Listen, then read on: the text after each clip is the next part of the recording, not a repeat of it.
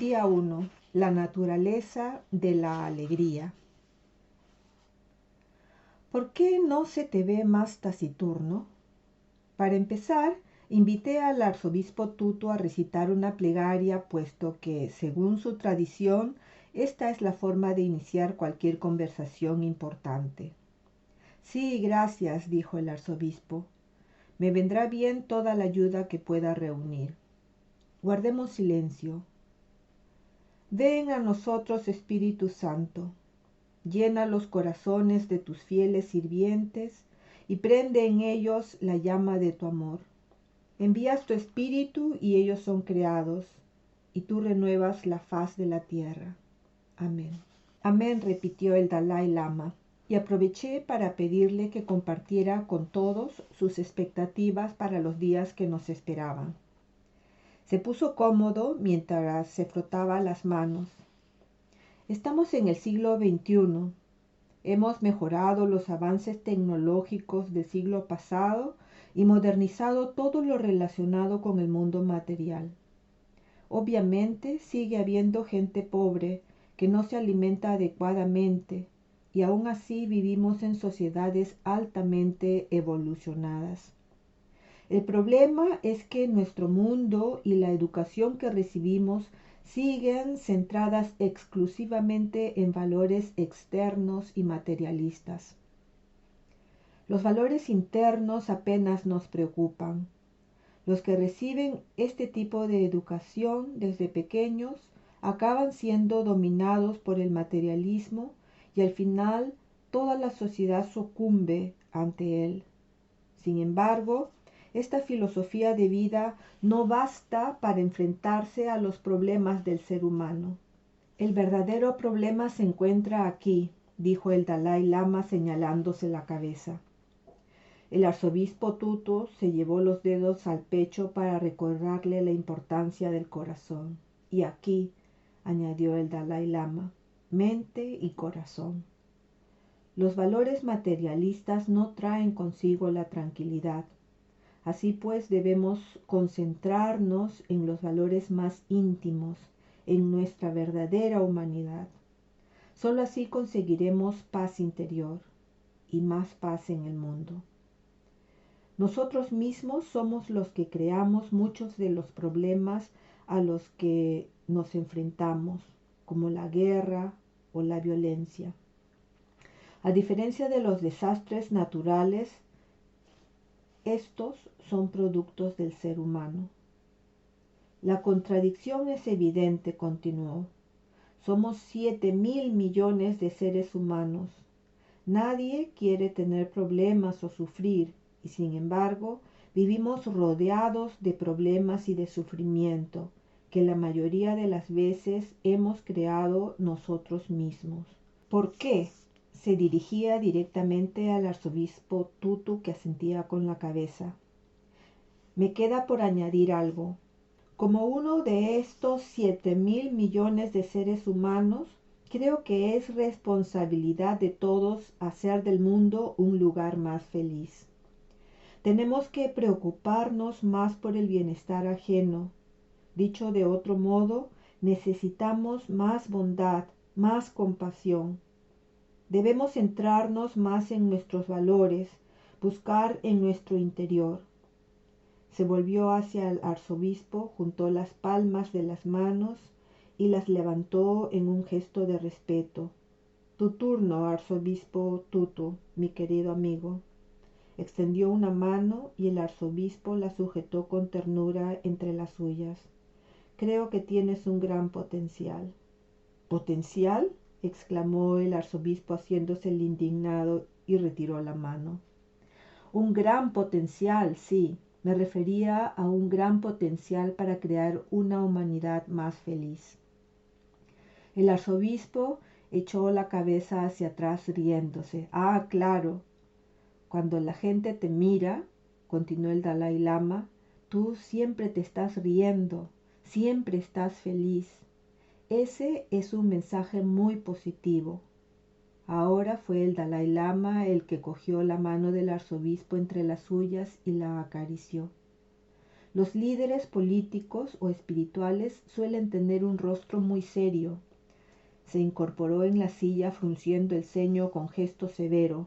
Impresionan, pero cuando ven tu cara... Es por la nariz que es enorme, sugirió el arzobispo y los dos se echaron a reír.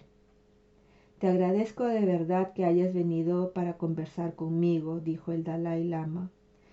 Si queremos desarrollar la mente, debemos buscar en un nivel más profundo. Todo el mundo ansía encontrar la felicidad, la alegría, pero siempre desde el exterior, gracias al dinero, al poder, a un coche más potente, a una casa más grande.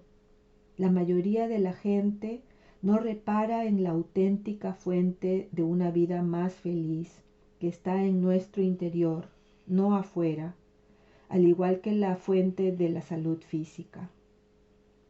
Existen algunas diferencias entre nosotros dos. Tú sueles hacer énfasis en la fe.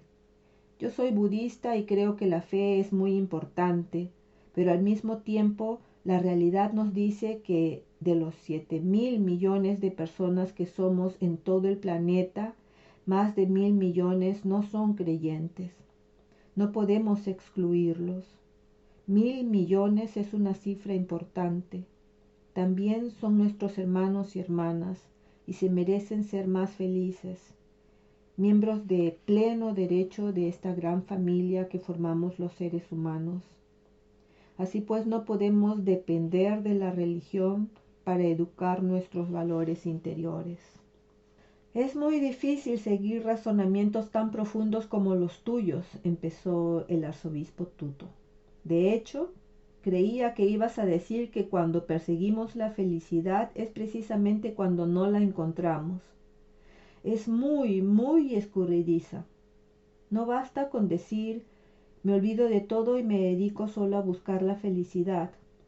C.S. Lewis tiene un libro que se titula Cautivado por la alegría y que define a la perfección cómo funciona el proceso.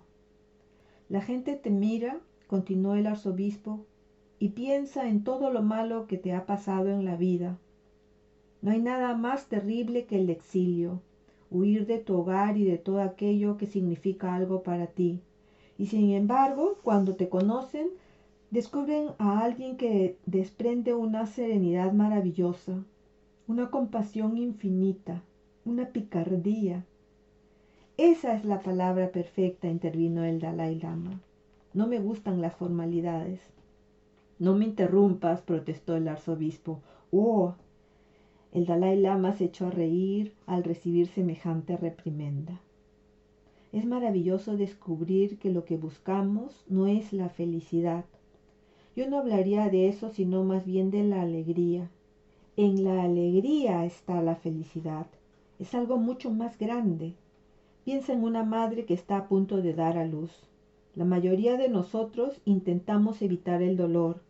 Y las madres, en cambio, saben que van a sufrir, que van a experimentar la agonía que supone dar a luz. Pero lo aceptan. E incluso después del parto más doloroso, cuando el bebé ya está afuera, la alegría de la madre es tal que es imposible medirla. Es de esas cosas que parecen increíbles que la alegría puede llegar tan pronto, cuando el dolor apenas ha desaparecido. Una madre puede estar agotada de tanto trabajar, prosiguió el arzobispo, y de todos los problemas que la abruman, y de pronto su hijo enferma. Esa madre se olvidará del cansancio, se sentará junto a la cama de su hijo enfermo y pasará allí toda la noche, y cuando el niño mejore en su rostro aparecerá de nuevo la alegría. ¿Cómo se definiría ese sentimiento que llamamos alegría y cómo es posible que evoque una gama tan extensa de emociones? ¿Cómo puede ser que abarque desde las lágrimas de alegría tras un nacimiento hasta la carcajada incontenible de escuchar un chiste o la sonrisa serena de la meditación? La alegría parece cubrir toda esa gama de emociones.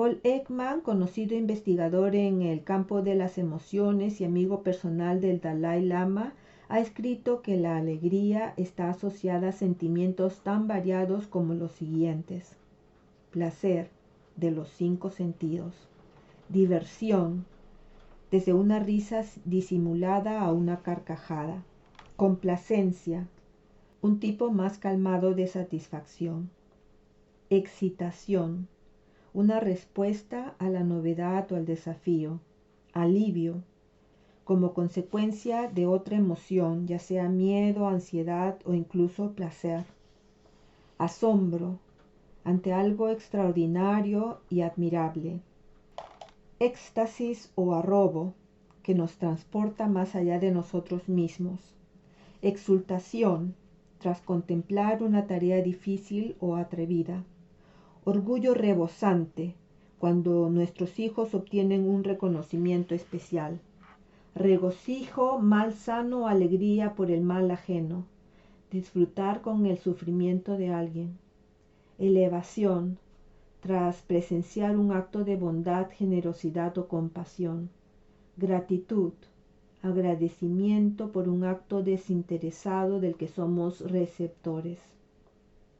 En su libro En defensa de la felicidad, el científico y erudito del budismo Matthew Richard ha añadido otros 3 estados exaltados de alegría: regocijo, por la alegría ajena, lo que los budistas denominan mudita; deleite o embelesamiento, un tipo de complacencia rebosante; irradiación espiritual, un tipo de alegría serena que nace de un profundo estado de bienestar y de benevolencia. En este mapa tan útil del reino de la alegría puede apreciarse toda su complejidad y sus sutilezas. La alegría abarca desde el placer por la buena suerte ajena, que los budistas conocen como mudita, hasta el placer por el infortunio de los demás, que los alemanes conocen con el término Schadenfreude. Está claro que lo que el arzobispo estaba describiendo era algo más que el mero placer, y se acercaba más al alivio, asombro y éxtasis del nacimiento. Ciertamente, la alegría engloba todas esas experiencias humanas, pero la alegría duradera, la alegría como forma de ser, tan evidente en el arzobispo Tutu y en el Dalai Lama, se aproxima más a la complacencia rebosante o a la irradiación espiritual que nace de la benevolencia y de un profundo bienestar.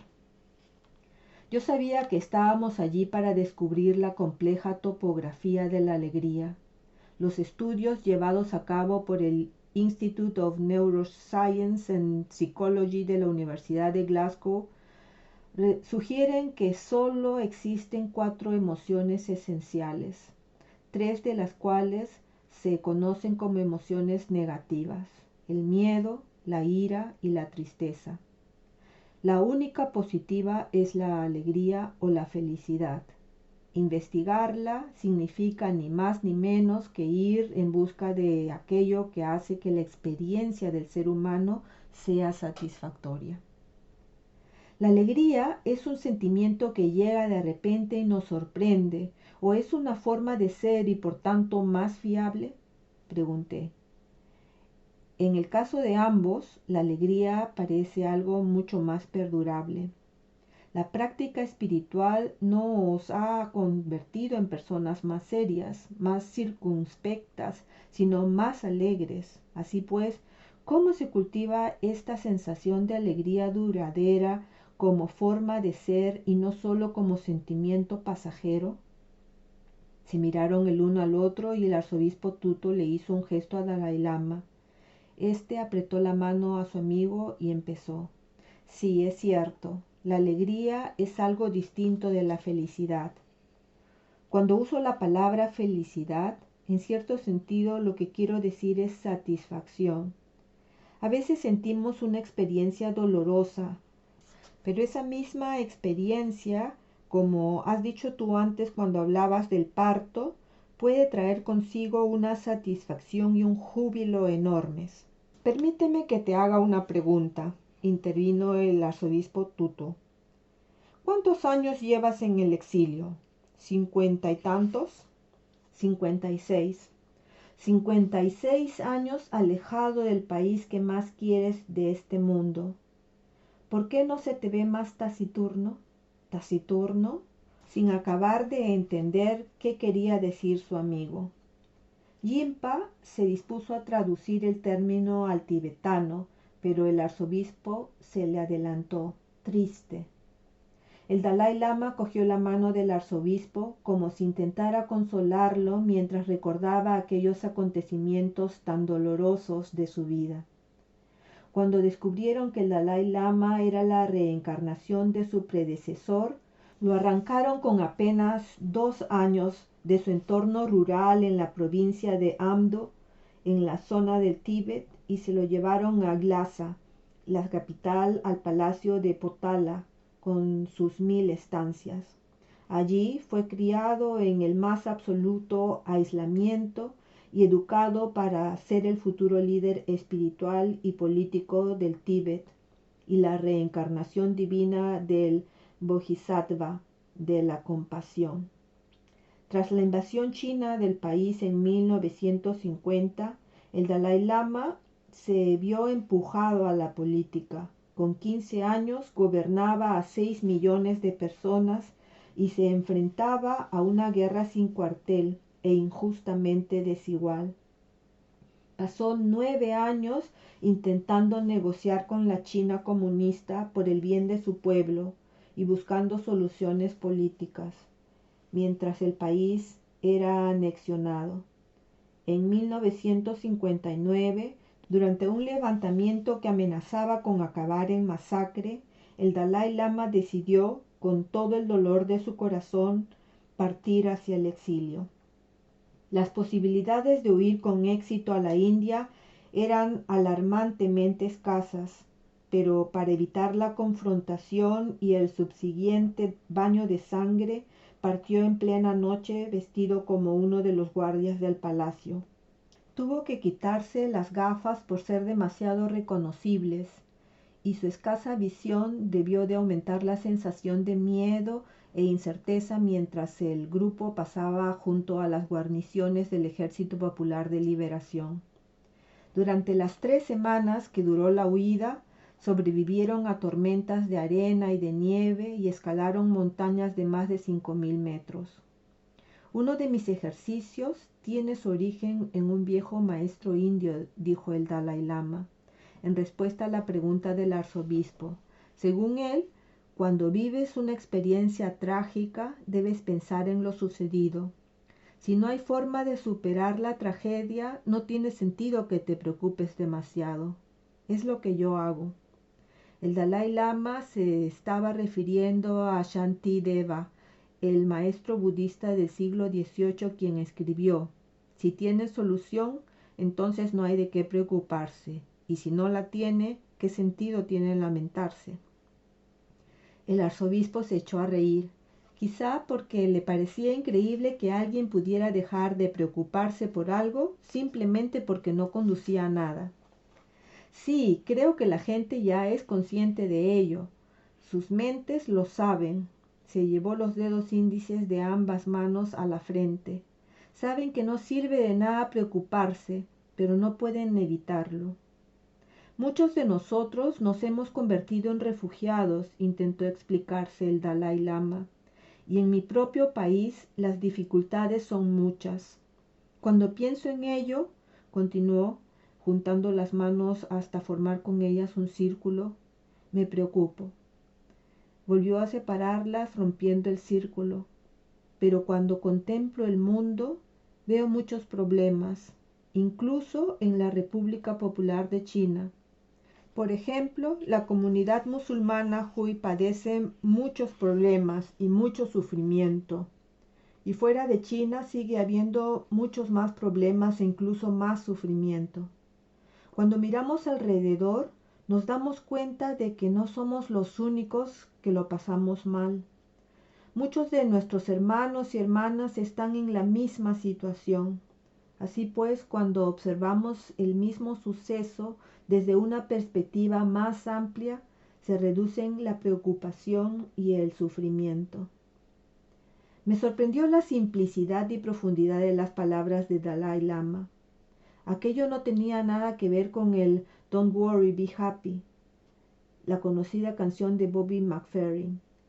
No se trataba de negar el dolor y el sufrimiento, sino de cambiar la perspectiva, de uno mismo hacia los demás, de la angustia a la compasión, y ser consciente de que todos sufrimos. Lo más extraordinario de aquellas palabras del Dalai Lama es que cuando somos conscientes del dolor ajeno y nos damos cuenta de que no estamos solos, nuestro dolor disminuye. A veces alguien nos relata su tragedia personal y de pronto nos sentimos mejor con nuestra situación, pero lo que estaba haciendo el Dalai Lama era bastante distinto.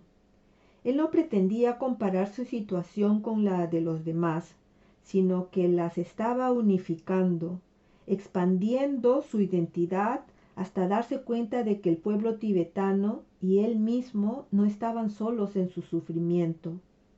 Cuando reconocemos que estamos todos conectados, seamos budistas del Tíbet o musulmanes de la etnia Hui, entonces aparecen la empatía y la compasión.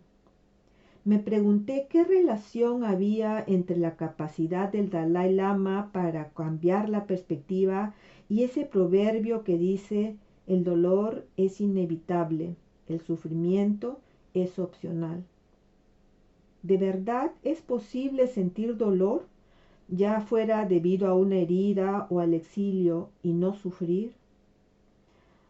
Hay un sutra o enseñanza de Buda llamado Salata Sutra, que establece una distinción similar entre el sentimiento de dolor y el sufrimiento que resulta de nuestra propia respuesta a ese dolor. Cuando una persona corriente siente dolor, se entristece, llora y se lamenta, se golpea el pecho y no halla consuelo. Experimenta dos dolores distintos, el físico y el mental, como si alguien le disparara con una flecha y acto seguido le disparase una segunda flecha para que sintiera el dolor de las dos. El Dalai Lama sugería que al cambiar nuestra perspectiva y adoptar una más amplia, más compasiva, podemos evitar el sufrimiento y la preocupación que nos supone la segunda flecha. Y otra cosa, prosiguió, todo suceso tiene distintas vertientes. Por ejemplo, los tibetanos perdimos nuestro país y nos convertimos en refugiados, pero esa misma experiencia trajo consigo nuevas oportunidades, nuevos conocimientos. En mi caso, pude conocer a gente muy diversa, practicantes de otras religiones como tú, e incluso científicos. Esta nueva oportunidad no llegó hasta que me convertí en refugiado. Si me hubiera quedado en el palacio de Potala en Lhasa, no me habría movido de lo que suele describirse como una jaula de oro, el lama, el santo Dalai Lama. De pronto estaba sentado con la espalda muy recta, el cuerpo muy rígido, como cuando era el líder espiritual del reino prohibido. Personalmente prefiero las últimas 5 décadas de mi vida en mi condición de refugiado. Me han sido muy útiles y me han proporcionado mayores oportunidades para aprender, para experimentar la vida. Por tanto, si miras las cosas desde solo un ángulo, te sientes tan triste, tan triste. Pero si contemplas la misma tragedia, el mismo suceso, desde otra perspectiva, te das cuenta de las nuevas oportunidades que trae consigo. Y eso es maravilloso. Y es también la principal razón de que no esté triste ni taciturno. Hay un dicho tibetano que dice: allí donde tengas amigos, ese es tu país, y allí donde recibas amor, ese es tu hogar. Todos los presentes contuvimos el aliento al escuchar aquella sentencia tan conmovedora, capaz de aliviar, si no borrar directamente, el dolor de medio siglo en el exilio. Eso es muy hermoso, dijo el arzobispo Tutu. Y también, continuó el Dalai Lama, aquel que te dé amor se convierte en tu padre. Por eso te considero mi padre, aunque solo seas 4 años mayor que yo. No creo que pudieras tener hijos a los 4 años, así que no eres realmente mi padre, pero para mí es como si lo fueses. Lo que acabas de decir es en verdad precioso, empezó el arzobispo Tutu, aún visiblemente emocionado por las palabras del Dalai Lama sobre el exilio. Si tuviera que añadir algo, les diría a mis hermanas y hermanos que la angustia y la tristeza son emociones que no podemos controlar, simplemente existen. Imagina que alguien te agrede. El dolor te provoca angustia e ira, y seguro que querrás vengarte. Pero a medida que creces en el terreno espiritual, ya seas budista, cristiano o de cualquier otra religión, aprendes a aceptar todo lo que te pasa. Lo aceptas, pero no como una consecuencia de tus pecados, como si tú fueras el culpable de lo que ha pasado. Sencillamente es parte de la urdimbre, de la trama de la vida. Te ocurrirá lo que quieras o no. La vida está repleta de frustraciones. La pregunta no es qué hacer para evitarlas, es cómo puedo usarlas de manera positiva, tal como su santidad acaba de describirlo. No se me ocurre nada más devastador en todos los aspectos que ser expulsado de tu propio país, porque un país no es solo eso, es también una parte de ti. Formas parte de él de una manera que resulta difícil de explicar a los demás. El Dalai Lama tendría todo el derecho del mundo a ser un cascarrabias. El Dalai Lama consultó con Jinpa el significado exacto de cascarrabias, pero el arzobispo decidió explicárselo él mismo. Es cuando pones esa cara, dijo señalando los labios fruncidos y la expresión de incredulidad del Dalai Lama, que parecía como si acabara de morder un limón. Esa cara exactamente esa. Pareces un cascarrabias. El Dalai Lama aún estaba intentando comprender cómo se podía cascar la rabia, a pesar de los esfuerzos de Jinpa. Y de pronto sonríes y se te ilumina la cara, y es porque en gran medida has transmutado todo aquello que debería ser negativo, lo has transformado en bondad, porque de nuevo no has dicho, ¿y bien, qué puedo hacer para ser feliz? No lo has dicho, has dicho, ¿cómo puedo ayudar a difundir el amor y la compasión? Y esa es la razón por la que viene a verte la gente de todo el mundo, o llenan estadios aun cuando no acaban de entender tu inglés. No te tengo envidia, de verdad. Hablo inglés mucho mejor que tú y a pesar de ello no viene tanta gente a verme como a ti. ¿Y sabes qué? Creo que no están ahí para escucharte, o tal vez esto sea tan solo una pequeña parte. Pero la razón principal es que personificas algo y ellos lo sienten, porque algunas de las cosas que dices en cierto modo son evidentes y sin embargo no son las palabras, es la esencia que se esconde tras ellas. Es lo que experimentan cuando tomas asiento y les dices que el sufrimiento o la frustración no determinan quiénes somos. Es lo que sienten cuando te oyen decir que aquellos acontecimientos que en principio son negativos pueden convertirse en algo positivo. Y espero que seamos capaces de transmitir a todas las criaturas del Señor el profundo amor del que son merecedores y lo valiosos que son a ojos de Dios, incluso el refugiado repudiado por todos, cuyo nombre nadie parece conocer. A menudo miro fotografías de gente que huye de la violencia.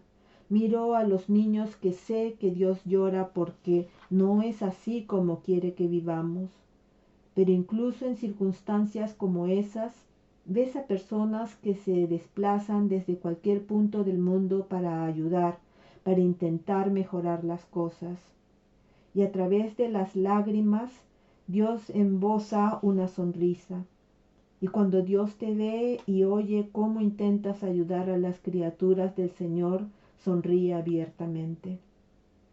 El arzobispo también sonrió de oreja a oreja y susurró la palabra sonríe, como si se tratara de la palabra del Señor.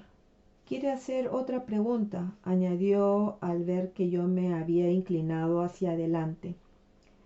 Era increíble escuchar la profundidad con la que departían sobre la alegría y el sufrimiento, pero al ritmo que íbamos no podríamos cubrir ni una décima parte de las preguntas que necesitábamos plantear.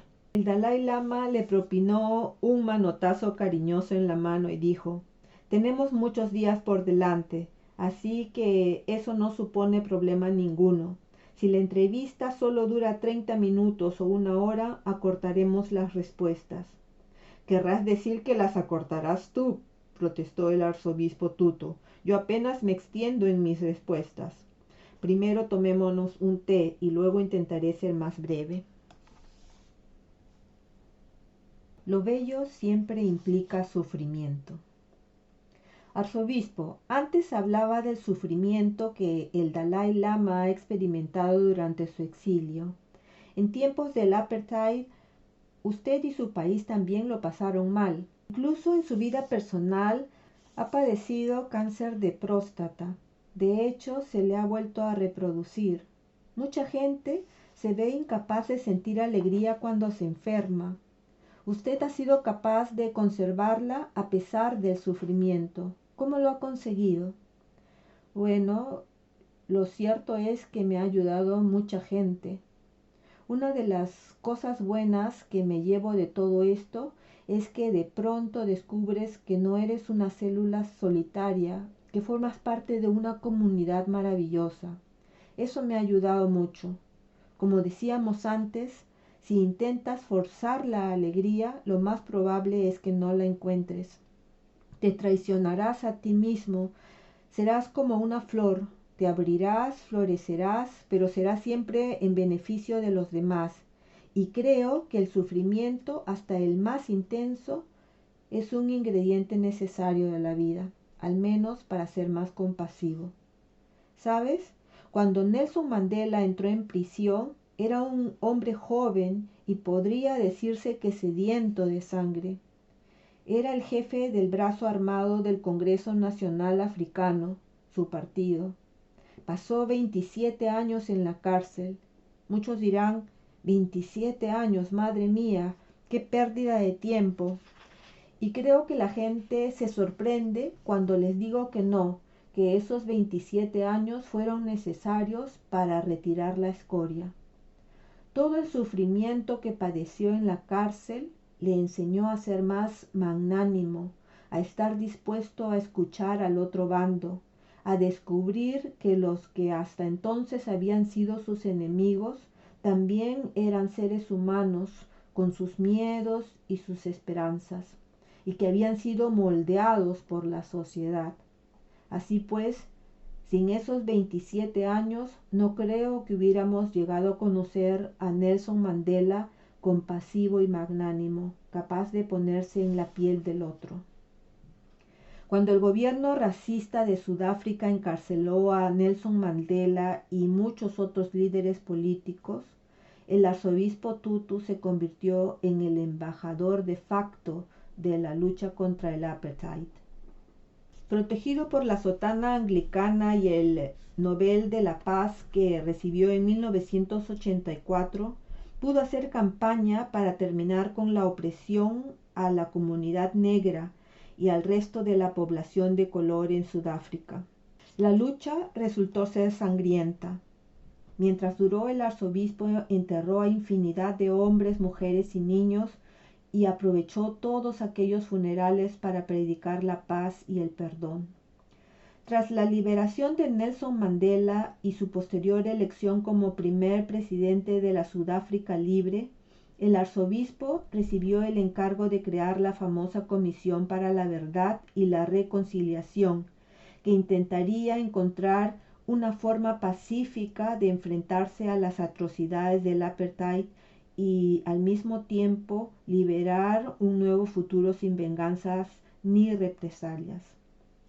En cierto modo, y no deja de ser paradójico, continuó el arzobispo Tutu, es la forma en que nos enfrentamos a los aspectos negativos de la vida la que determina el tipo de persona en la que nos convertimos. Si el proceso se nos antoja frustrante, es bastante probable que acabemos agotados, furiosos y deseando destruirlo todo. Antes he hablado de madres y de partos y de hecho es una metáfora preciosa. Lo bello siempre implica sufrimiento, frustración y dolor. Así son las cosas y así es como funciona el universo. Más adelante descubrí con asombro, gracias al investigador Patrick Batois, especializado en la etapa prenatal, que en estas situaciones también funciona una especie de ley biológica. El estrés y la resistencia son los elementos que activan nuestro desarrollo en el útero. Las células madre no se definen hasta que no se establecen determinadas rutas de desarrollo, que en nuestro caso es el desarrollo del feto humano. Pero para ello se necesita suficiente estrés biológico que las anime a hacerlo. Sin estrés ni oposición, la vida compleja como la nuestra nunca se habría desarrollado. Sencillamente no existiríamos. No se consigue ser un buen escritor, concluyó el arzobispo, yendo siempre al cine y comiendo bombones. Hay que sentarse a escribir por muy frustrante que llegue a ser, y es que sin práctica no se consiguen buenos resultados. Las palabras del arzobispo Tutu encerraban una verdad muy profunda, pese a lo cual quise insistir en lo que le había dicho al Dalai Lama. Una cosa es comprender el valor del sufrimiento y otra muy distinta, recordarlo cuando se está enfadado, frustrado o sufriendo. Arzobispo, imagine que acude al hospital o a la consulta del médico. Una vez allí le hacen pruebas y le pinchan. El proceso es doloroso y desagradable. Usted espera, pero se le hace eterno. ¿Qué piensa? ¿Qué se dice interiormente para no enfadarse, para no quejarse ni dejarse llevar por la autocompasión? Si le he entendido bien, usted afirma que siempre se puede optar por la alegría a pesar de las dificultades. ¿Cómo lo hace? Creo que no deberíamos hacer que la gente se sienta culpable cuando algo le resulta doloroso. El dolor es real y no tiene sentido ignorarlo, pero lo cierto es que incluso estando aún inmersos en ese sufrimiento, podemos ser conscientes de la amabilidad de la enfermera que cuida de nosotros, o admiramos la habilidad del cirujano que nos va a operar. Por desgracia, a veces el dolor es tan intenso que ni siquiera somos capaces de eso. La cuestión es que no debemos sentirnos culpables. No controlamos nuestros sentimientos. Las emociones son espontáneas y aparecen cuando menos las esperamos. Durante la semana tratarían varias veces este tema, ya que el arzobispo Tutu y el Dalai Lama tenían distintas opiniones al respecto.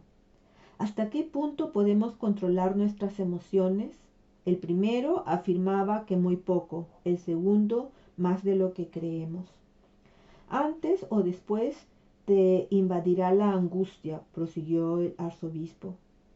La tradición cristiana nos dice que elevemos nuestro sufrimiento y lo unamos a la angustia y al dolor que padeció nuestro Señor Jesucristo, para de este modo hacer del mundo un lugar mejor. Nos ayuda a no ser tan egocéntricos y en cierta medida a no centrarnos tanto en uno mismo. Y también puede ayudarnos a que esa angustia de la que hablábamos antes sea más soportable. No hace falta profesar una fe para que uno piense, vaya, qué afortunado soy. Tengo médicos a mi disposición, enfermeras cualificadas que cuidan de mí y un hospital a mi servicio. Ese es el primer paso para dejar de ser tan egocéntricos, para no concentrarnos tanto en el yo. De pronto te das cuenta de que no estás solo. Miras a tu alrededor y ves que hay gente que sufre más que tú. Es como si te metieran en un horno para convertirte en alguien más evolucionado. El Dalai Lama intervino para secundar las palabras del arzobispo. Una mentalidad demasiado egocéntrica solo provoca sufrimiento. La compasión y el interés por el bienestar de los demás es una fuente de felicidad. Yo no tengo tanta experiencia como tú en cuanto al dolor físico, pero un día estaba en Bodh Gaya, el lugar en el que Buda alcanzó la iluminación, para iniciar una serie de enseñanzas muy importantes. Bodh Gaya es un lugar de peregrinación, el más sagrado de todos. Habían acudido unas 100,000 personas para asistir a esas enseñanzas, pero de repente sentí un dolor muy intenso en el abdomen. Nadie sabía que se trataba de la vesícula biliar, pero me dijeron que tenía que ir al hospital cuanto antes. Los dolores eran tan fuertes que enseguida empecé a sudar. Me montaron en un coche y partimos hacia el hospital de Patna, la capital del estado de Bihar, que estaba a 2 horas de distancia. Vimos mucha pobreza a lo largo de la carretera. Bihar es uno de los estados más pobres de la India. A través de la ventanilla vi a multitud de niños sin zapatos y supe que no estaban recibiendo una educación adecuada. Cuando nos acercábamos a Patna, vi a un anciano en una choza, tumbado en el suelo. Tenía el pelo arborotado, la ropa sucia y parecía enfermo. No tenía a nadie que cuidara de él. Realmente parecía que se estuviera muriendo. Durante todo el trayecto hasta el hospital no dejé de pensar en ese hombre, en su sufrimiento, y me olvidé por completo del dolor. Al centrar mi atención en otra persona, y en eso consiste la compasión, mi propio dolor se volvió mucho menos intenso. Así es como funciona la compasión, e incluso repercute a un nivel físico. Así pues, tal y como muy bien has dicho, el origen del problema está en una actitud demasiado egoísta. Debemos cuidarnos de ser egoístas. Es necesario hacerlo, ya que no nos queda otra elección si queremos sobrevivir. Pero deberíamos practicar un egoísmo más sabio y menos estúpido. El egoísmo estúpido solo te deja pensar en ti mismo. No te preocupas por los demás, sino que los explotas, los intimidas. De hecho, cuidar del prójimo, ayudarle, es la mejor manera de descubrir la alegría en uno mismo y de llevar una existencia más feliz. A eso me refiero cuando hablo del egoísmo sabio. Tú sí que eres sabio, dijo el arzobispo, no un egoísta, sino un sabio. La práctica budista para entrenar la mente, que en tibetano se conoce como Loyong, es una parte importante de la tradición del Dalai Lama. Uno de los mensajes principales del texto original, que data del siglo XII y que establece las bases del Loyong, contiene el mismo razonamiento del Dalai Lama y del arzobispo sobre la necesidad de mirar más allá de uno mismo. Todas las enseñanzas del Dharma coinciden en un punto: reducir el ensimismamiento. El texto explica que cuando nos centramos en nosotros mismos, estamos condenados a la infelicidad. Comprende que mientras estés demasiado centrado en ti mismo, pensando en aquello que te hace bueno o malo, sufrirás. Obsesionarte por conseguir aquello que deseas y evitar lo que no deseas no te dará la felicidad. El texto incluye la siguiente advertencia: mantén siempre una mente alegre. ¿Y qué es una mente alegre? Mientras preparábamos el viaje, Yinpa, traductor y comentarista de este texto tan venerado, me explicó que la alegría es nuestra naturaleza más esencial, algo de lo que todos somos conscientes. Podríamos decir que en cierto modo el deseo que nos impulsa a buscar la felicidad es un intento de redescubrir nuestro estado mental primigenio. Los budistas creen que la alegría es el estado natural del ser humano, pero que se trata de una habilidad que debemos practicar como una destreza más a fin de potenciarla. Y según lo que acabábamos de escuchar, es fundamental saber en qué debemos concentrar nuestra atención, en el sufrimiento propio o en el ajeno, en la separación que percibimos como individuos o en la conexión indivisible del grupo. La habilidad del ser humano para desarrollar la alegría no ha sido objeto de un estudio científico tan profundo como sí ha ocurrido con la felicidad. En 1978, los psicólogos Philip Brickman, Dan Coates y Ronnie Janoff-Bullman publicaron un estudio que demostraba que las personas que ganan la lotería no son significativamente más felices que aquellos que quedan parapléjicos tras un accidente. A partir de este estudio y de otros posteriores, se impuso la idea de que cada persona tiene un nivel de referencia que determina el grado de felicidad que experimentará a lo largo de su vida. Dicho de otra manera, nos acostumbramos a cualquier situación nueva y acabamos regresando necesariamente a nuestro estado general de felicidad. Sin embargo, un estudio más reciente de la psicóloga Sonia Lyubomirsky sugiere que la posibilidad de que solo el 50% de nuestra felicidad sea determinada por factores inmutables como los genes o el carácter, es decir, nuestro nivel de referencia. La otra mitad sería producto de la combinación de nuestras circunstancias, sobre las que tenemos un control limitado, y las acciones y actitudes con las que nos enfrentamos a la vida, sobre las que sí ejercemos un mayor control. Según Lyubomirsky, los tres factores que más influyen en el aumento de nuestros niveles de felicidad son la habilidad para redefinir una situación desde un prisma más positivo, la habilidad para sentir gratitud y la amabilidad y la generosidad como elección personal. Eran exactamente las mismas actitudes y acciones que el Dalai Lama y el arzobispo Tutu ya habían mencionado y sobre las que volverían más adelante como pilares centrales de la alegría. ¿Has renunciado al placer?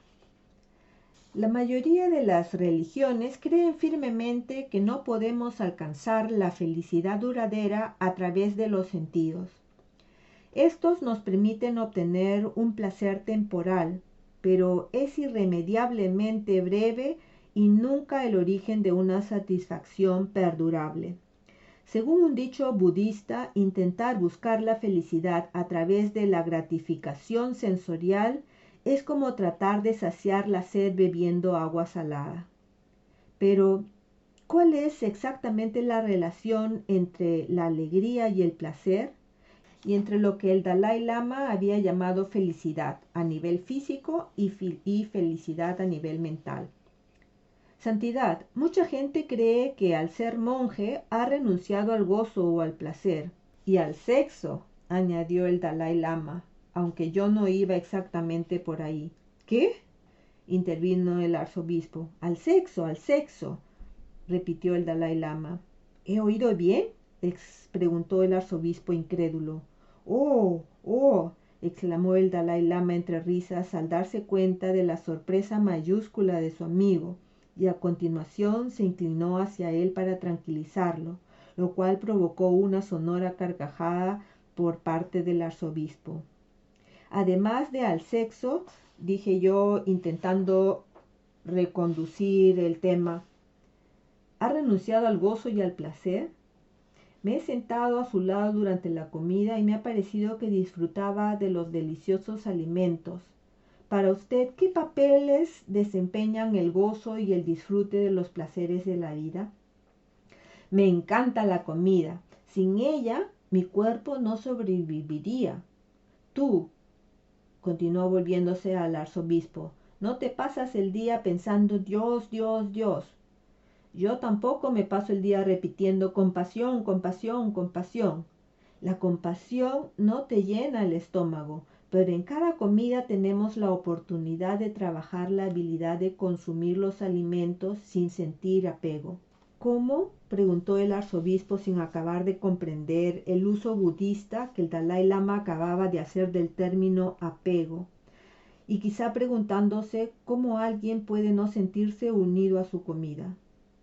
No comer con avaricia, explicó el Dalai Lama, comer solo para que el cuerpo sobreviva. Debemos pensar en el profundo valor que implica alimentar el cuerpo. Durante una de las comidas, el Dalai Lama me había enseñado su cuenco de arroz tibetano y de postre un pudín de yogur. Esta es la típica comida del monje tibetano, me había explicado. Me encanta. Me pareció que comía con auténtico placer y pensé que era un alivio saber que la santidad no implicaba rechazar las alegrías más simples de la vida como un buen plato de comida, sobre todo si se trataba de pudín.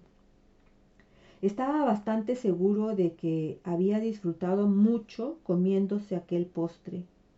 Se notaba que experimentaba cierta alegría a través de los sentidos. Reflexioné sobre los límites entre la alegría y la avaricia.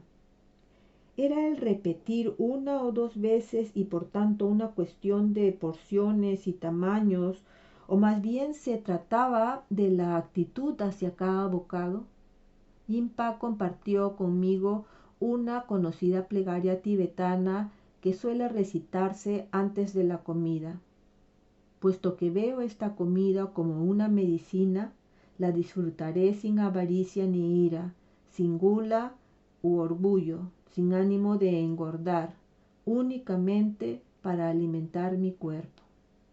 Quizá lo que el Dalai Lama pretendía decir era que comer con el fin de alimentar el cuerpo no implica la negación del placer y satisfacción que la experiencia conlleva. Volvamos a tu pregunta, dijo. Cuando hablamos de experimentar la felicidad, debemos saber que existen dos tipos. La primera es el disfrute del placer mediante los sentidos. El sexo, el ejemplo que he citado antes, pertenecería a esta categoría. Pero también podemos sentir la felicidad a un nivel más profundo a través de la mente, como ocurre con el amor, la compasión y la generosidad. La felicidad en este nivel más profundo se caracteriza por la sensación de plenitud que conlleva. La alegría de los sentidos es breve, la de la mente, en cambio, es mucho más duradera, es alegría verdadera. El creyente desarrolla esta alegría más profunda a través de la fe en Dios, que trae consigo fuerza interior y paz. Los no creyentes o no teístas como yo, tenemos que entrenar la mente para conseguir ese nivel más profundo de alegría. Es una felicidad que emana del interior. De pronto, los placeres sensuales se vuelven menos importantes. En los últimos años he hablado con muchos científicos sobre la diferencia entre el nivel sensorial de placer y de dolor y el nivel más profundo de felicidad mental y sufrimiento. Si analizamos el modelo de vida materialista actual, vemos que a la gente le interesan más las experiencias sensoriales. Por eso su satisfacción es tan breve, tan limitada, ya que para sentir satisfacción necesitan estímulos externos. Estarán contentos mientras la música no deje de sonar. Esbozó una sonrisa e inclinó la cabeza a un lado como si estuviera escuchando la música. Son felices cuando les pasan cosas buenas, cuando tienen ante ellos comida apetitosa. Cuando esto no ocurre, se aburren, se impacientan, son infelices. Obviamente, no estoy diciendo nada nuevo. Ya en tiempos de Buda la gente caía en la trampa de pensar que las experiencias sensoriales les proporcionarían felicidad. Cuando la alegría no es solo sensorial, sino también mental, la sensación de satisfacción es mucho más profunda y duradera. Puede llegar incluso a las 24 horas. Por eso siempre digo que hay que prestar más atención a la alegría y a la felicidad desde un punto de vista de la mente. No solo al placer físico, sino a la satisfacción de esta última. Ahí es donde reside la verdadera alegría. Cuando eres feliz en el plano mental, el dolor físico apenas importa. Pero si no hay alegría ni felicidad, si todos son miedos y preocupaciones, el placer y las comodidades físicas no conseguirán acallar ese malestar mental. Muchos de nuestros lectores, dije, entenderán el concepto de placer físico y de la dimensión física de la alegría y la felicidad.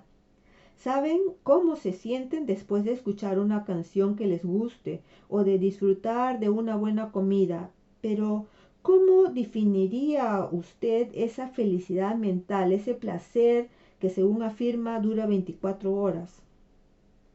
Una sensación de amor y afecto verdaderos, respondió el Dalai Lama. ¿Se levanta con esa alegría?, pregunté, incluso antes de tomarse un café.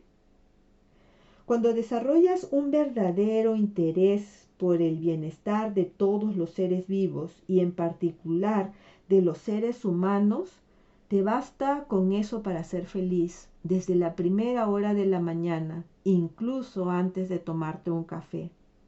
Es el valor de la compasión, de albergar sentimientos compasivos hacia los demás. 10 o 20 minutos al día de meditación sobre la compasión, sobre la bondad con los demás y los efectos son inmediatos. Así es como se consigue que la mente permanezca tranquila y feliz. Todos sabemos lo que es estar de buen humor, de pronto tener un problema y aún así sentirse bien. En cambio, cuando estás de muy mal humor, sientes que eres infeliz, aunque haya venido a verte tu mejor amigo. ¿Es así como te sentiste cuando llegué?, preguntó el arzobispo con sorna. Precisamente, por eso fui a recibirte al aeropuerto, para sentirme todavía peor y armarte un buen pitote. La ciencia tiene una expresión para definir ese estado de insatisfacción que nos empuja a buscar el placer en solitario, rutina hedonista, bautizada así por la escuela griega de pensamiento que creía que el placer era el bien supremo. A lo largo de la historia, el hedonismo ha tenido sus defensores. Ya desde el nacimiento de la escritura, en el Gilgamesh Siduri, la diosa de la fermentación, o dicho de otra manera, del alcohol, ya lo advertía. Llena tu vientre, goza de día y de noche, que tus días estén repletos de alegría, baila y toca sin parar, porque este es el cometido del hombre. Incluso en la cultura profunda espiritual de la India ancestral, de la que proceden muchas de las tradiciones tibetanas del Dalai Lama, existía una escuela hedonista conocida como Charvaka. En muchos aspectos, el hedonismo es la filosofía por defecto de la mayoría de la gente y se ha convertido en la visión dominante en una sociedad de consumo desmedido. Sin embargo, los científicos han descubierto que cuanto más experimentamos cualquier forma de placer, más inmunes nos volvemos a sus efectos y menos los valoramos. La primera ración de helado nos parece sublime, de la segunda nos gusta el sabor y la tercera nos provoca una indigestión. Es como una droga de la que hay que ir subiendo la dosis para conseguir el mismo efecto. pero parece que sí hay algo capaz de cambiar nuestra sensación de bienestar de forma inmediata y duradera. Es lo que el Dalai Lama y el arzobispo Tutu llevaban defendiendo aquel primer día, las relaciones que nos unen y en concreto la expresión del amor y la generosidad hacia los demás. Richard Davidson, el neurocientífico con el que me reuní para comer en San Francisco, ha utilizado la investigación neurológica a través de la imagen para crear una teoría unificada de la felicidad y del cerebro. Lo que me explicó era tan fascinante que me olvidé por completo de los rollitos de primavera, y eso que estaban deliciosos, al menos desde un punto de vista físico.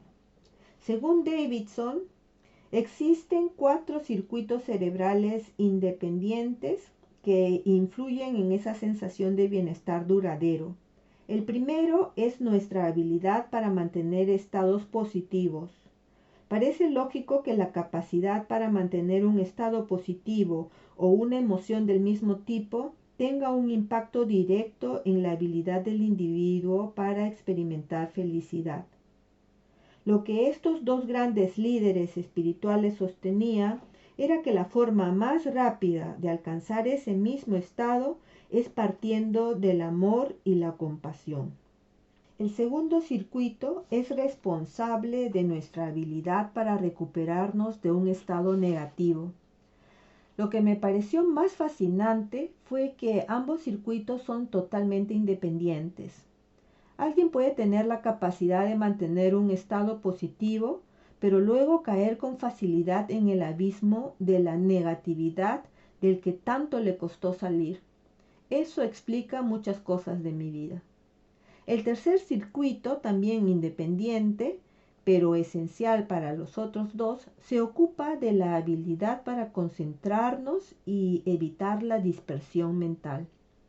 Precisamente este es uno de los grandes objetivos de la meditación, tanto para centrarnos en la propia respiración o en un mantra o en la meditación analítica que el Dalai Lama practica todas las mañanas. La habilidad para concentrarnos es fundamental. El cuarto y último circuito es la habilidad para ser generosos. Eso me pareció increíble. Tenemos un circuito cerebral, uno de 4, dedicado exclusivamente a la generosidad. No es de extrañar que nos sintamos tan bien cuando ayudamos al prójimo o cuando recibimos la ayuda de los demás. Incluso experimentamos bienestar cuando presenciamos una escena en la que el receptor de la ayuda es otro, una circunstancia que Ekman describe como la elevación, que es una dimensión de la alegría. Son muchas las investigaciones que apuntan a que venimos equipados de fábrica para la cooperación, la compasión y la generosidad. John Bach, uno de los mayores expertos en la ciencia del inconsciente, lo describe como uno de los 3 objetivos innatos en el ser humano y a menudo también inconscientes: sobrevivir, reproducirse y cooperar. Un experimento con bebés de 18 meses demostró que cuando se les enseñaban muñecas que se miraban entre ellas, los niños se mostraban mucho más cooperativos que cuando las muñecas se daban la espalda. Según Bach, esta reacción inconsciente, que puede activarse y desactivarse según la situación, es un ejemplo interesante de que la cooperación es un impulso evolutivo que ya existe en las primeras fases del desarrollo. En una vertiente más aleccionadora, también nos ha inculcado la necesidad de cooperar y de ser amables con aquellos que cuidan de nosotros y que se propone nos mantienen a salvo. Estamos predispuestos a desconfiar de aquel que es diferente. De aquí provienen las raíces inconscientes que fomentan los prejuicios. Nuestra empatía acaba donde acaba nuestro grupo, y quizá por eso el arzobispo Tutu y el Dalai Lama insisten en recordarnos continuamente que de hecho todos pertenecemos al mismo grupo, la humanidad. No obstante, la habilidad y el deseo de cooperar y de ser generoso con el prójimo se encuentran en nuestros circuitos neuronales y pueden aplicarse en las esferas personal, social y global.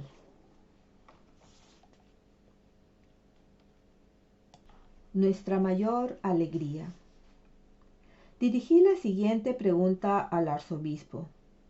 La alegría de la que hablan no es solo un sentimiento, tampoco se trata de algo que va y viene, es algo mucho más profundo.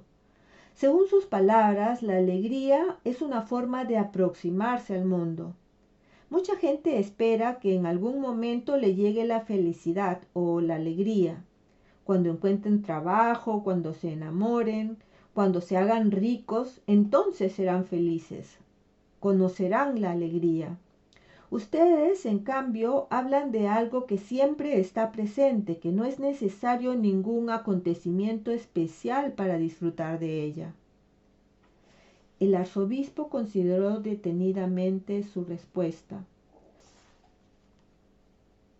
Lo que intento decir es que la mayor alegría de todas es la que obtenemos al hacer el bien ajeno. ¿Realmente era tan sencillo? Bastaba con estimular y satisfacer el circuito cerebral dedicado a la generosidad. Como si intuyera mi escepticismo, el arzobispo añadió: estamos hechos así, diseñados para la compasión. Diseñados casi literalmente a base de cables, pensé, según las investigaciones de Davison. Estamos diseñados para cuidar al prójimo y para ser generosos los unos con los otros. Nos marchitamos cuando no tenemos con quién interactuar. Precisamente por eso el aislamiento penitenciario es un castigo tan espantoso. Necesitamos a los demás para poder desarrollarnos tal como somos.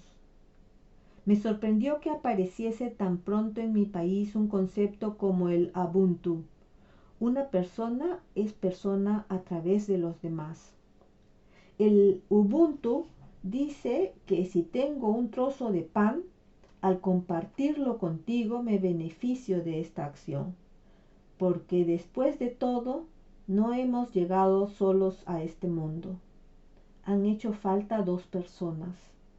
La Biblia, que judíos y cristianos compartimos, explica una historia preciosa al respecto. Dios dijo: no es bueno que Adán esté solo.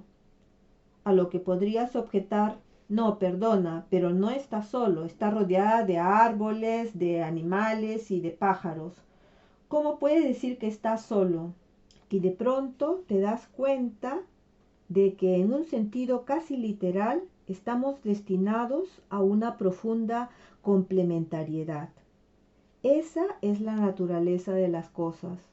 No hace falta que seas creyente.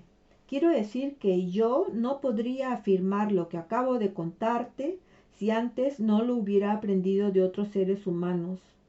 No podría caminar como tal, no podría pensar como tal, excepto aprendiendo antes de otros seres humanos. He aprendido a ser una persona precisamente a través de otras personas. Formamos parte de una red muy delicada y muy profunda. Por desgracia, no nos percatamos de esa conexión hasta que sucede una desgracia. De pronto, nos preocupamos por la gente de Tombuctú, a pesar de que no conocemos a nadie que sea de allí, y seguramente seguirá siendo así el resto de nuestra vida.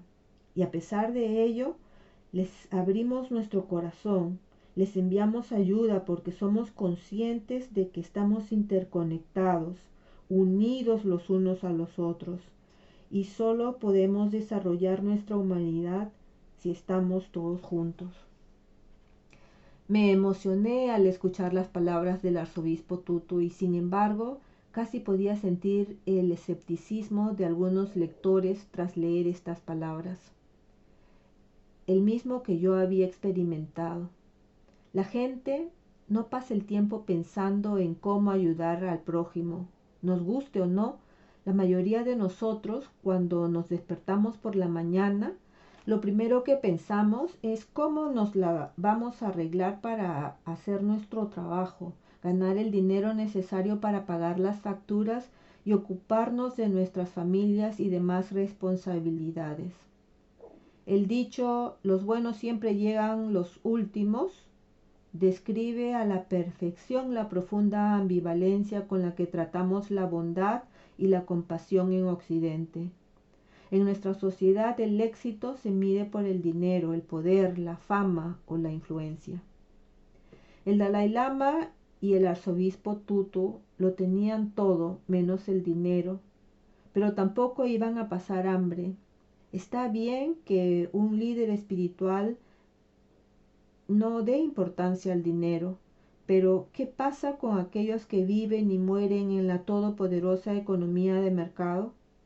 La mayoría de nosotros no aspiramos a la grandeza espiritual o a la iluminación, sino a pagar la educación de nuestros hijos y a superar la jubilación antes de quedarnos sin dinero. De pronto se me escapó la risa al recordar la vez que fui a visitar a unos amigos a Las Vegas. La casa era preciosa, más parecida a una finca persa con varias construcciones, fuentes y hasta canales de agua. Me hizo pensar en las grandes estructuras de la civilización islámica. Yo había ido para asistir a una charla del arzobispo, quien al llegar y comprobar la belleza y grandiosidad de aquel lugar, sonrió y bromeó con cierto descaro. Retiro lo dicho, no me importa ser rico. Como muy bien has dicho, añadió el Dalai Lama animándose de repente, la gente piensa en el dinero, la fama y el poder. Desde el punto de vista de la propia felicidad están todos miopes. La realidad, como ha dicho el arzobispo, es que los seres humanos somos animales sociales. Un solo individuo, por muy poderoso o listo que sea, no puede sobrevivir si no tiene a otros seres humanos cerca. Por eso, la mejor forma de cumplir tus deseos, de alcanzar tus objetivos, es ayudando a los demás, haciendo más amigos. ¿Y cómo hacemos más amigos?, prosiguió lanzando una pregunta retórica. Gracias a la confianza. ¿Cómo la desarrollamos? Muy sencillo, mostrando un interés real por el bienestar del otro. Así, la confianza pronto aparecerá. Pero si tras una sonrisa forzada o un gran ágape, lo que hay en lo más profundo de tu ser es una actitud egocéntrica, entonces puedes estar seguro de que la confianza no llegará nunca. Si estás pensando en cómo sacarle partido a la relación, en cómo aprovecharte del prójimo, jamás podrás generar confianza en los demás. Y sin confianza no hay amistad. Los seres humanos somos animales sociales, ya lo hemos dicho, y necesitamos amigos, amigos de verdad. Los amigos por dinero o por poder no son amigos de verdad. Dios, intervino el arzobispo, es comunidad, es compañerismo. Nos ha creado para que florezcamos y florecemos en comunidad. Cuando nos volvemos egocéntricos y nos concentramos únicamente en nosotros, lo que está claro es que algún día nos daremos cuenta de que en realidad estamos muy, pero muy frustrados.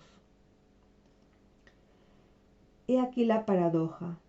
Si uno de los secretos fundamentales de la alegría es superar el ego, centrarse en la felicidad y en la alegría de uno mismo es una forma absurda de egoísmo y además contraproducente, como diría el Dalai Lama. El arzobispo Tutu había comentado poco antes que no podemos buscar la alegría y la felicidad directamente. Así pues, ¿no es un error centrarse en ellas? Las investigaciones sugieren que trabajar en la alegría personal trae consigo beneficios no solo para el interesado, sino también para aquellos que tiene a su alrededor. Cuando somos capaces de superar el dolor y el sufrimiento, tendemos a ser más accesibles para los demás. El dolor nos hace extremadamente egocéntricos, ya sea físico o mental. Es como si consumiera toda nuestra capacidad de concentración y nos impidiese interesarnos por los demás. En su libro El arte de la felicidad, escrito conjuntamente con el Dalai Lama, el psiquiatra Howard Cutler resume a la perfección estos descubrimientos.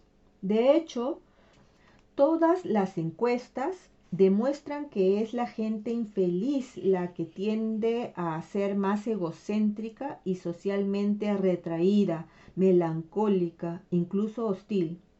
La gente feliz, en contraste, suele ser más sociable, más flexible y creativa, y capaz de tolerar las frustraciones diarias con más facilidad que la gente infeliz. Y lo más importante, son más cariñosos y compasivos que sus antagonistas. Algunos se preguntarán qué relación hay entre nuestra propia alegría y la lucha contra la injusticia y la desigualdad. ¿Qué tiene que ver la felicidad individual con el propósito de paliar el sufrimiento en el mundo? En pocas palabras, cuanto más nos liberemos de nuestro dolor, más podremos centrarnos en el ajeno. Pero sorprendentemente, el arzobispo Tutu y el Dalai Lama afirmaban que si queremos sanar nuestro propio dolor, es necesario centrarnos en el dolor de los demás. Es sin duda un círculo vicioso.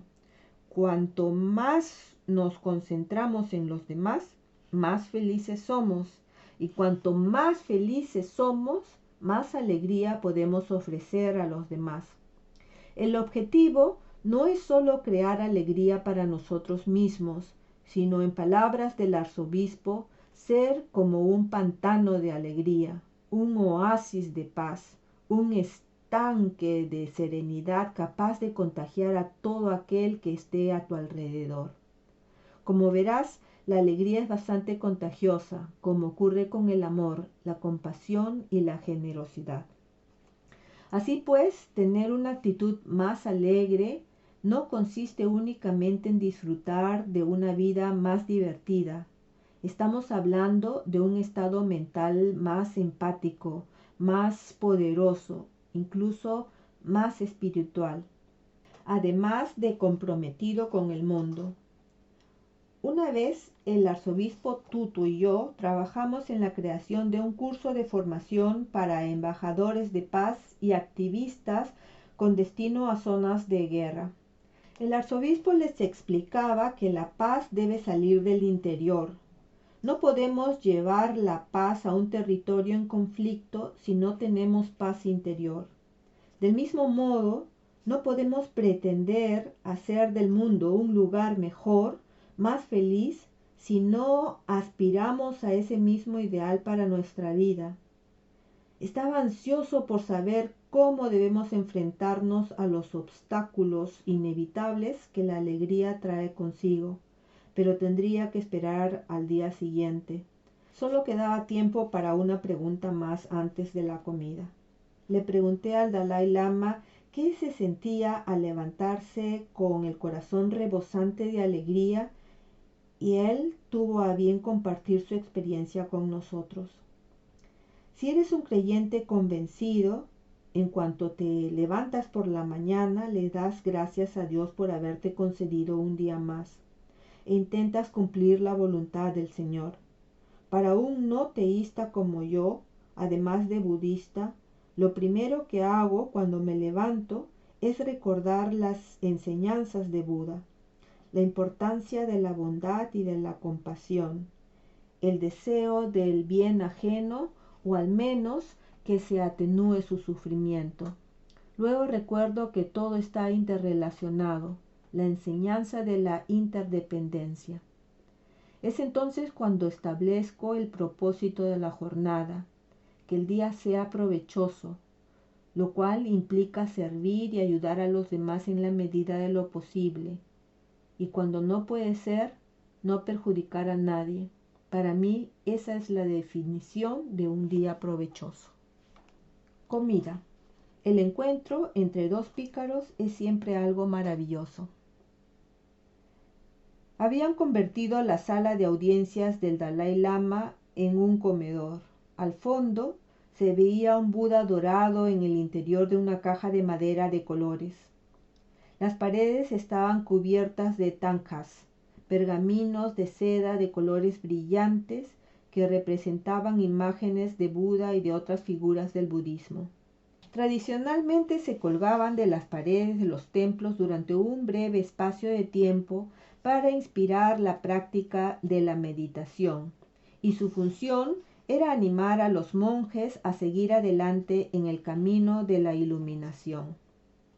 Las ventanas estaban protegidas con cortinas de encaje blanco y sobre la mesa preparada para la comida habían cestas de pan tibetano y zumos envasados. La presentación era sencilla, casi como un picnic, y la comida era típicamente tibetana y recién salida de la cocina del Dalai Lama: fideos, verduras y momos, los famosos rollos del Tíbet hechos al vapor. El Dalai Lama y el arzobispo Tutu se sentaron el uno frente al otro. Yo me coloqué al lado del primero.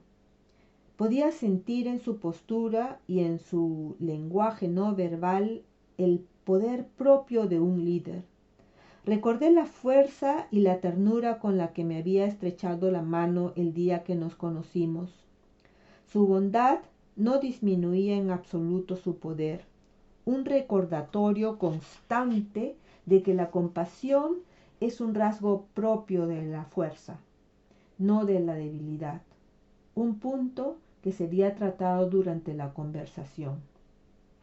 Cuando el Dalai Lama te saluda, te coge la mano y la acaricia con ternura, como lo haría un abuelo. Te mira a los ojos, percibe perfectamente lo que tú estás sintiendo y apoya la frente contra la tuya. En su rostro se reflejan los sentimientos que alberga tu corazón, júbilo o angustia, y que transmite la expresión de tu rostro. Pero en cuanto le presentan al siguiente invitado, todas esas emociones desaparecen y vuelve a estar disponible una vez más para el próximo encuentro.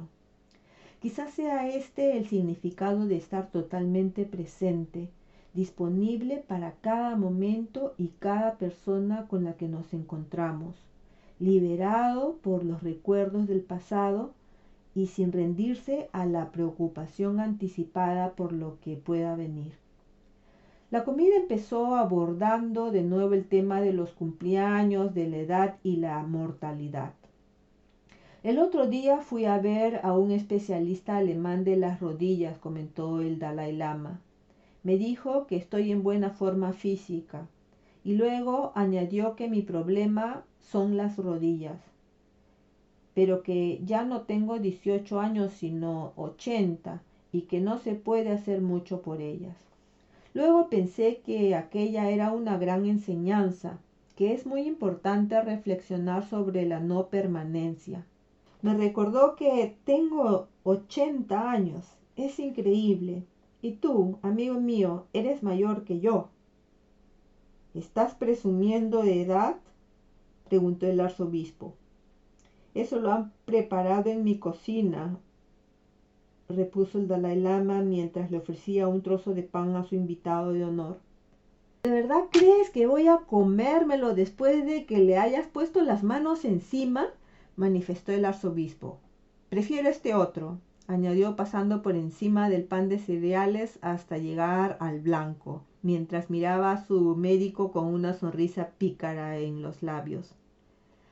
Los periodistas del aeropuerto me han dicho, debe de estar muy contento de tener al arzobispo aquí, dijo el Dalai Lama, y yo he respondido, sí, claro que estoy contento. Ha venido a verme uno de mis mejores amigos. Primero, es un ser humano maravilloso. Segundo, es uno de los líderes de su comunidad, un religioso que respeta las distintas confesiones. Y tercero, y más importante, es un muy, pero que muy buen amigo mío. Me voy a poner colorado. Les he dicho que siempre me describes como una persona pícara y que yo opino lo mismo de ti. El encuentro entre dos pícaros es siempre algo maravilloso. El arzobispo se santiguó y recitó una plegaria antes de comerse el pan. ¿Estáis bien? ¿La temperatura es la adecuada?, quiso saber el Dalai Lama. No importaba que fuera un gran líder espiritual, antiguo cabeza del Estado de la nación tibetana y la reencarnación del Bodhisattva de la compasión. En ese momento era tan solo un anfitrión preocupado para que a sus invitados les gustara la comida. Muchas gracias, dijo el arzobispo Tutu. Gracias por recibirnos, gracias por la comida y gracias por convocar a toda la gente que abarrotaba la carretera para recibirnos. Se echó a reír. La sopa estaba deliciosa. Nunca he visto al arzobispo Tutu no aprovechar la oportunidad de dar las gracias por lo recibido. Es capaz de detener una función o toda la producción de una fábrica con tal de hacérselo saber a todo el mundo. Esta sopa está muy buena, añadió tratando de ahuyentar a los monjes que intentaban volver a llenarle el plato. Los demás ya casi habíamos terminado de comer y él seguía sorbiendo la sopa. Es deliciosa. Muchas gracias, pero de verdad que no quiero nada más. Prefiero pasar directamente al postre. Algo sencillo, una macedonia de frutas quizás. De pronto vio que los monjes servían helado y se echó a reír. Bueno, quizás un poquito de helado. Mecía la cabeza de un lado a otro, debatiéndose entre la necesidad de cuidarse y su gusto por el dulce. Al arzobispo Tutu le encanta el helado, en especial el de ron con pasas. Cuando vino a pasar unos días en mi casa con Rachel y conmigo, su oficina tuvo el detalle de informarnos de sus gustos. Pollo en lugar de pescado, ron con cola, que ya forma parte del pasado debido a sus problemas de salud, y helado de ron con pasas. No es un sabor especialmente fácil de encontrar, sobre todo en invierno, pero al final dimos con una tarrina de 4 litros enterrada en el fondo del congelador de una heladería. El arzobispo se comió 3 buenas raciones y el resto lo disfrutamos Rachel y yo durante meses. La conversación derivó hacia el tópico de la comparativa entre las dos religiones, el gran reto que suponen los conflictos religiosos y la necesidad de más tolerancia. El Dalai Lama empezó diciendo que es imposible que todo el mundo sea cristiano o budista. Los fieles de cualquier religión deben aceptar la existencia de otras confesiones. Tenemos que vivir juntos y si queremos que esa convivencia sea pacífica, no tenemos más remedio que respetarnos mutuamente. Yo siempre he sido un gran admirador de todas las tradiciones. Kofi Annan, en su último año como secretario general de Naciones Unidas, creó una nueva comisión, añadió el arzobispo. La llamaron Grupo de Alto Nivel, un nombre bastante pretencioso. Lo formábamos personas de todas las tradiciones y a pesar de la diversidad cultural, redactamos un informe unánime cuya conclusión era: el problema no es la fe, son los fieles. Cierto, cierto, asintió el Dalai Lama. Les pregunté cómo debíamos enfrentarnos a la intolerancia y al fanatismo, en claro auge en todo el mundo.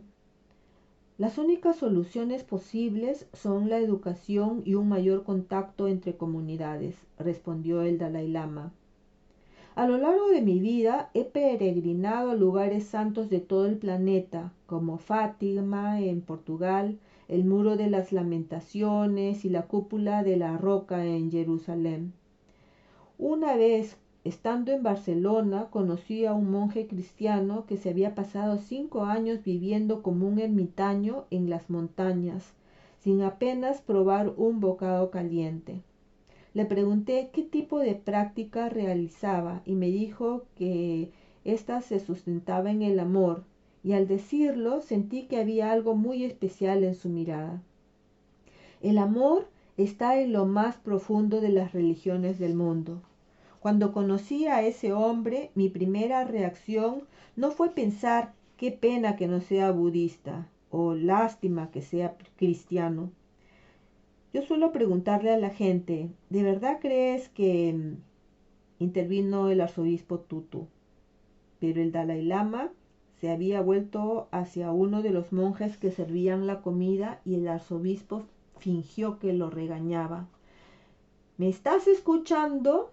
El Dalai Lama, que no había oído el comentario de su amigo, retomó su explicación. Así pues, esto demuestra. El arzobispo, por su parte, siguió haciéndose el ofendido. ¿Lo ves? No me está escuchando. Y seguiré sin hacerlo mientras no uses el bastón, replicó el Dalai Lama entre risas. Pero, ¿tú no eras pacifista? Ahora en serio, sigue hablando, por favor. Esta es mi última comida del día, así que será mejor que me concentre en comer. Siguiendo la tradición budista, el Dalai Lama únicamente come 2 veces al día, por la mañana y al mediodía. Está bien, como iba diciendo, ¿de verdad crees que cuando el Dalai Lama llegue al cielo, y he dicho cuando llegue, no si llega, Dios le dirá, oh Dalai Lama, qué bien lo has hecho, lástima que no seas cristiano? No tengo más remedio que mandarte a la zona más calientita. Todo el mundo se da cuenta de lo ridículo que es. El arzobispo hizo una pausa y luego añadió en un momento más íntimo de amistad. Creo que conocerte ha sido una de las mejores cosas que me han pasado en la vida. El Dalai Lama sonrió y se dispuso a explicar otra historia. ¿Pero no tenías que concentrarte en la comida?, preguntó el arzobispo. El Dalai Lama soltó una carcajada y retomó su postre. Sí, has realizado un trabajo maravilloso en todo el mundo, continuó el arzobispo. Es tanta la gente a la que has ayudado, gente que ahora son mejores personas gracias a ti, y de tantas religiones distintas, de tantas confesiones. Lo han visto con sus propios ojos, lo han sentido, porque no creo que sea debido a lo que dices. Aunque sí, tu discurso está bien, es aceptable. Los científicos también creen que eres inteligente, pero en realidad se trata de quién eres. Allá donde vayas, la gente se da cuenta de que eres auténtico. No es una pose. Vives según tus propias enseñanzas y has ayudado a tantísima gente a recuperar la fe en su religión, a creer también en la bondad. No solo eres apreciado entre la gente mayor, sino también entre la juventud. Alguna vez he dicho que Nelson Mandela y tú sos las únicas personas que sin ser estrellas del rock sois capaces de llenar el Central Park como lo habéis hecho. La gente acude en masa cuando se entera de que vas a hablar en público. Por eso, cuando dices que el mundo es esencialmente laico, es verdad, aunque solo en parte. El Dalai Lama agitó las manos en alto como si quisiera negar la importancia que su amigo acababa de otorgarle. Siempre me he considerado uno más entre los 7.000 millones de seres humanos que habitamos el planeta. Solo eso. Y en ese sentido he intentado que la gente se diera cuenta de que la receta de la felicidad es un cuerpo sano y un corazón compasivo. Mientras él hablaba, me pregunté por qué nos resulta tan difícil creer en la humanidad como un todo y actuar en consecuencia. Es evidente que todos somos iguales, pero a menudo nos sentimos diferentes. Hay tanto aislamiento y tanta alienación en nuestra sociedad. Yo mismo había crecido con ese sentimiento en Nueva York, que por aquel entonces era la ciudad más poblada del planeta. Todo el mundo quiere ser feliz, y ese anhelo individual depende de la felicidad de la humanidad en su conjunto. Tenemos que reflexionar sobre el propio concepto de humanidad, descubrir un sentido de la unidad en los 7.000 millones de seres humanos que poblamos el planeta. ¿Té o café?, preguntó de repente retomando el papel de anfitrión y dejando a un lado el de maestro espiritual. Tengo zumo, gracias, respondió el arzobispo. Tú creciste con un estatus muy especial en el Tíbet. Seguro que con el tiempo descubriste ese sentido de la unidad del que hablas. Así es. He alimentado mi sabiduría a base de estudio y experiencia. La primera vez que fui a Pekín, o Beijing, como se llama ahora, a reunirme con líderes de la zona, y también cuando vine a la India en 1956 con el mismo propósito, todo era tan formal, tan protocolario que me ponía nervioso. En cambio ahora, cuando me reúno con alguien, lo hago a un nivel más humano, sin formalidades. Odio la formalidad. No existe tal cosa cuando venimos al mundo o cuando lo dejamos. Es un concepto totalmente artificial que solo sirve para levantar más barreras. Todos somos seres humanos, con independencia de cuáles sean nuestras creencias, y lo único que queremos es ser felices. No pude evitar preguntarme si su aversión por la formalidad y el protocolo tenía algo que ver con el hecho de haber pasado toda su infancia encerrado en una jaula dorada. ¿Dejó a un lado esa formalidad cuando partió hacia el exilio?, pregunté. Exacto. Siempre digo que me liberé de la prisión que suponía la formalidad al convertirme en refugiado. Desde entonces me he sentido mucho mejor, más unido a la realidad.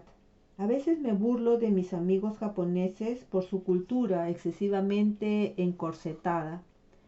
Cuando debatimos sobre algo, lo que sea, ellos siempre responden así. Y empezó a sentir vigorosamente con la cabeza. Nunca sé si están de acuerdo o no, pero lo peor son las comidas o las cenas de protocolo. Siempre me burlo de los platos que no parecen de verdad, como si fueran decorativos. Todo es tan bonito y las porciones tan pequeñas. Me dan igual las formas, así que siempre pido más arroz, más arroz. Demasiada formalidad. Al final acabas comiendo una ración tan pequeña que parece pensada para un pájaro.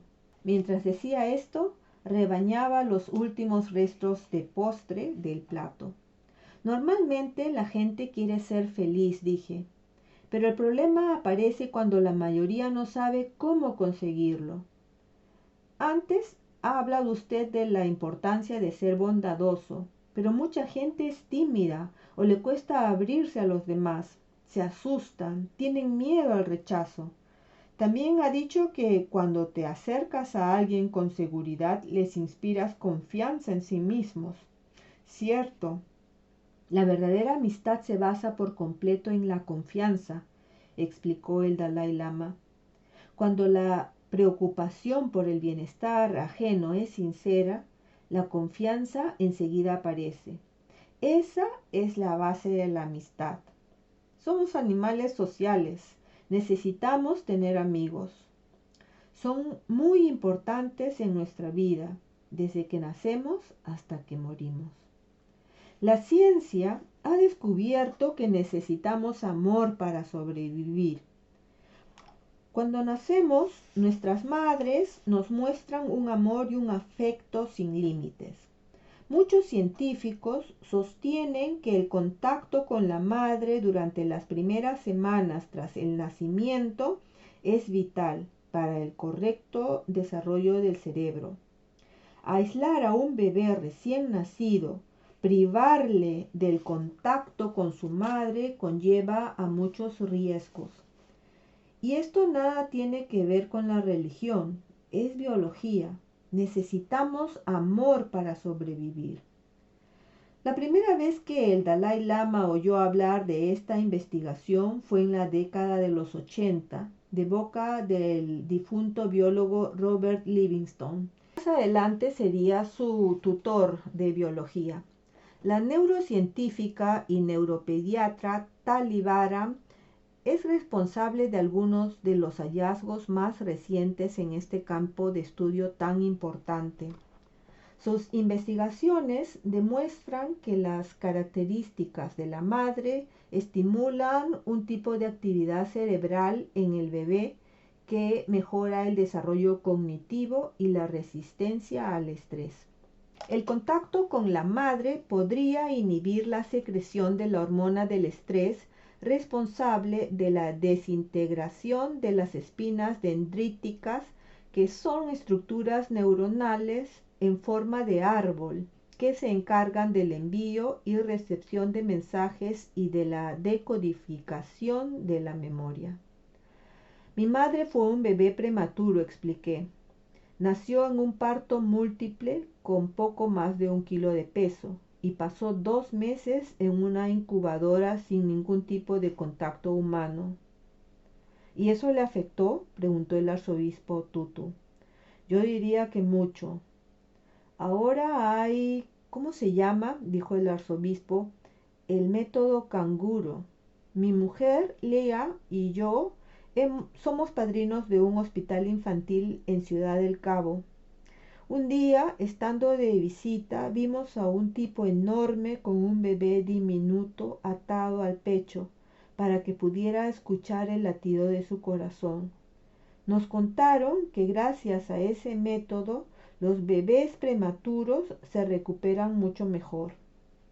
Mpo me preguntó si llevaba encima la foto de mis hijas gemelas, que también fueron prematuras, cuando aún estaban en la unidad de neonatología del hospital. Una de ellas tuvo un prolapso del cordón umbilical que le impedía bajar por el canal del parto y que provocó que el pulso y el nivel de oxígeno cayeran en picado. La ginecóloga, mientras intentaba fijar una ventosa a la cabeza de nuestra pequeña, le dijo a Rachel que si no sacaba a la niña en la siguiente contracción, tendría que hacerle a mi mujer una cesárea de emergencia. Eliana ya estaba encajada en el canal de parto, así que la cesárea tampoco garantizaba que todo saliera bien. Rachel es médico y al igual que yo sabía que el nivel de oxígeno de Eliana seguía bajando peligrosamente y que cada segundo era vital. Nunca he visto nada tan impresionante como la fuerza con la que Rachel le plantó cara al dolor y reunió hasta la última gota de voluntad que le quedaba en el cuerpo para traer a nuestra hija al mundo. Eliana nació con la piel azulada, no respiraba ni respondía a los estímulos. Su puntuación en el test Apgar fue 1 de 10, lo cual quería decir que apenas estaba viva. La llevaron corriendo al carro de paradas para intentar reanimarla y le dijeron a Rachel que le hablara, que la voz de la madre tiene un efecto sanador, casi mágico, incluso en los quirófanos de alto riesgo. Pasaron los segundos más largos de nuestra vida mientras los médicos se preparaban para intubarla. Y de pronto Eliana gorgoteó, cogió aire por primera vez en su vida y rompió a llorar. Todos los presentes, incluida la ginecóloga, nos echamos a llorar de la alegría. Después del traumático nacimiento de Eliana, las enfermeras se la llevaron a ella y a su hermana a la unidad de neonatología del hospital. Cuando fui a verlas, unos minutos más tarde, estaban tumbadas la una junto a la otra y cogidas de la mano. La importancia del amor para la supervivencia de la que hablaba el Dalai Lama no era un concepto desconocido para mí. Había sido testigo del amor maternal que le había salvado la vida a mi hija, el mismo gracias al cual sobrevivimos todos los demás.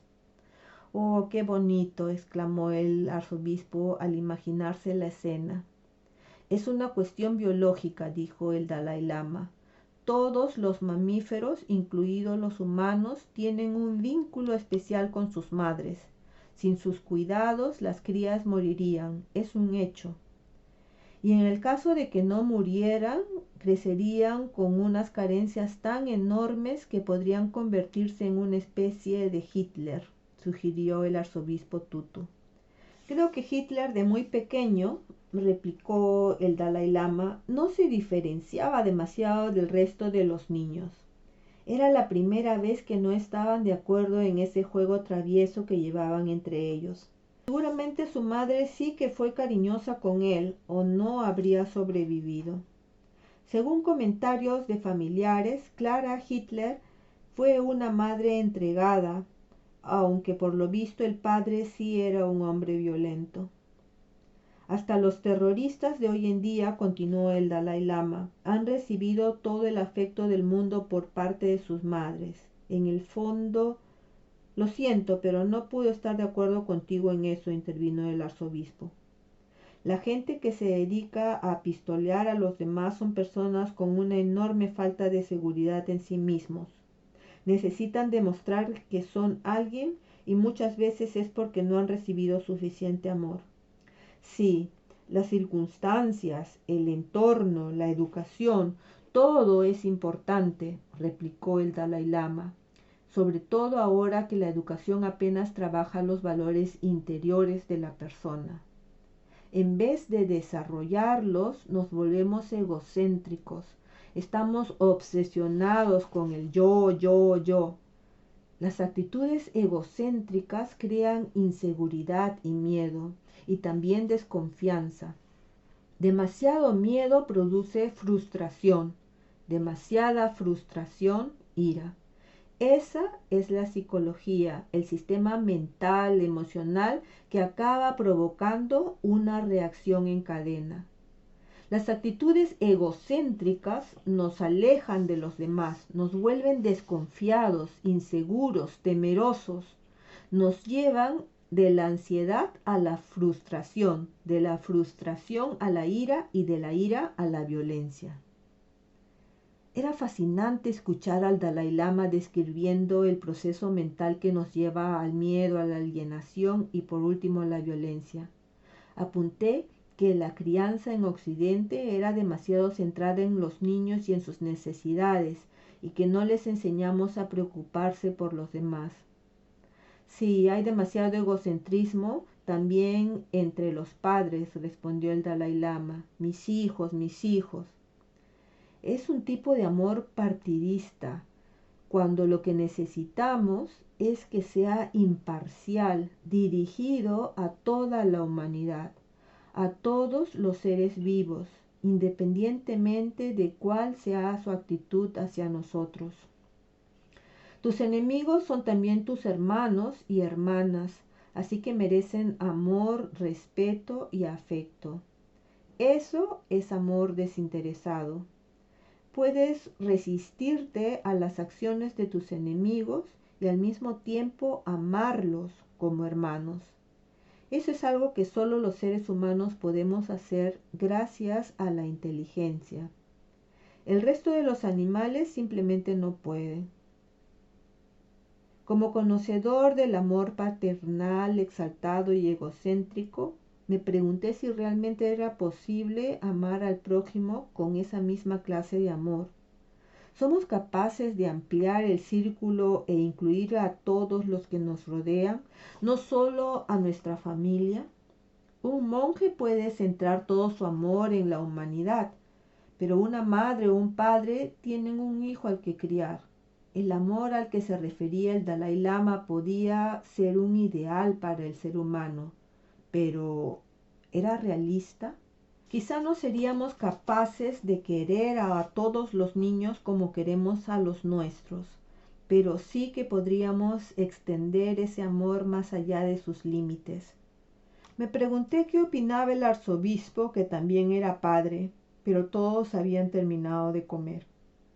La elasticidad del amor y la compasión volverían a salir a lo largo de la semana, pero al día siguiente teníamos que empezar a hablar de los obstáculos que bloquean la alegría, desde el estrés y la ansiedad hasta la adversidad y la enfermedad, y de cómo somos capaces de experimentar alegría a pesar de estos inevitables desafíos.